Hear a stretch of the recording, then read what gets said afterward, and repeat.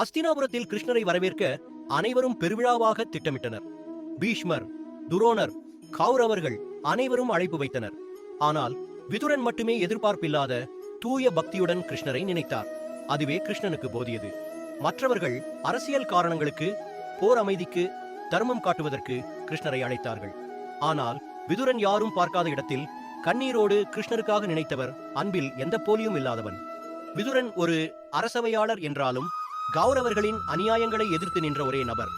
தன் தர்மத்தையும் பக்தியையும் காப்பதற்காக அவர் எப்போதும் உண்மையை பேசி நிலைத்தார். கிருஷ்ணன் இப்படிப்பட்ட ஹிருதயத்தை மட்டுமே தேர்வு செய்தார். ஹஸ்தினாபுரத்தில் துரியோதனன் விருந்துக்கு அழைத்தபோது கிருஷ்ணர் மறுத்தார்.